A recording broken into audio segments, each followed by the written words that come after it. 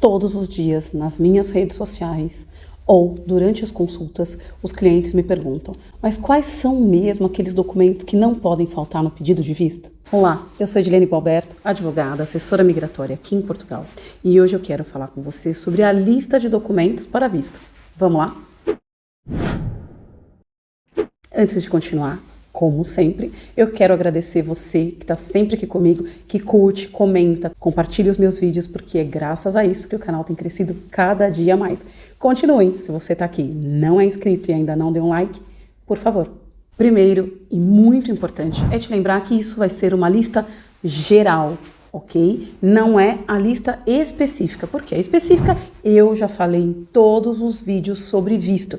Inclusive, veja aqui a nossa playlist de vistos, em que tem um vídeo geral falando de todos os vistos, e eu vou deixar aqui para você.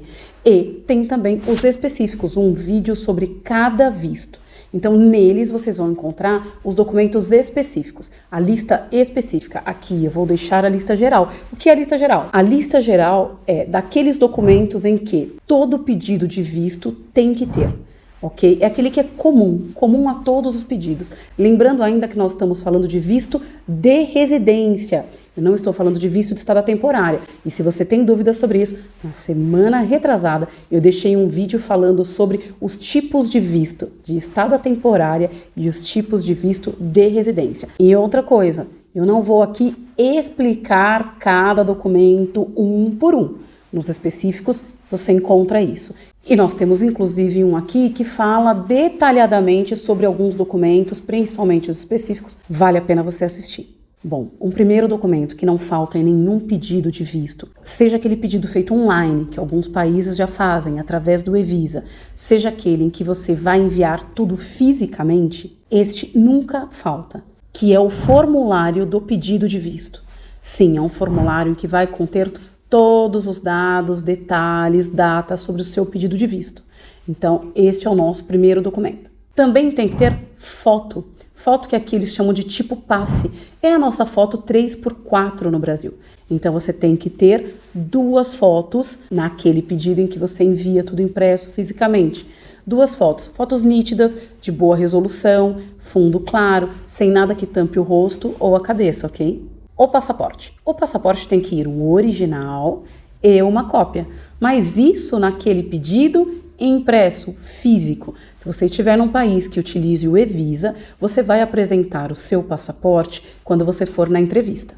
Mas você tem que enviar uma cópia pelo sistema. Comprovante de situação regular. É para aquele caso de pessoas que vivem num país diferente do da sua nacionalidade. Então, por exemplo, olha, eu vivo nos Estados, sou brasileira, vivo nos Estados Unidos e vou pedir o visto. Então, eu tenho que apresentar um comprovante de situação regular naquele país. Seguro viagem válido, que cubra assistência médica de urgência, que cubra repatriamento de corpo. Então tem várias regras aí para o seguro viagem e tem que analisar também o tempo, porque aí vai depender de cada visto, o tempo que você pretende ficar, o pedido de onde você vai fazer. Aí tem algumas regras diferentes. Agora, se você for brasileiro, você pode se beneficiar do formulário PT-BR13, que é o famoso PB4. Agora, claro, o PB4 é bem aceito quando eu estou gravando este vídeo, ok? Já aconteceram alguns episódios deles cortarem o PB4. Então eu não posso dizer que vai ser sempre aceito, mas neste momento de gravação, sim, o PB4 é bem aceito para todos os tipos de visto. Certificado de registro criminal.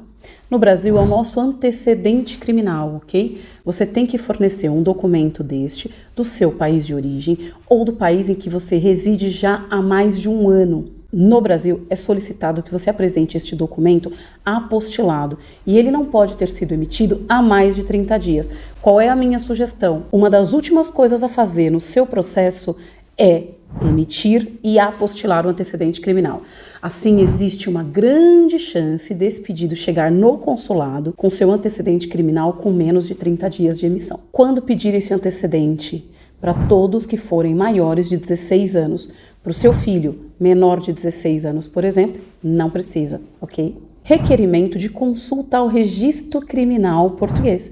O que é? É um formulário em que você vai preencher autorizando o consulado a consultar o seu registro criminal em Portugal. Então, ele é muito importante e também para maiores de 16 anos. comprovativo de meios de subsistência.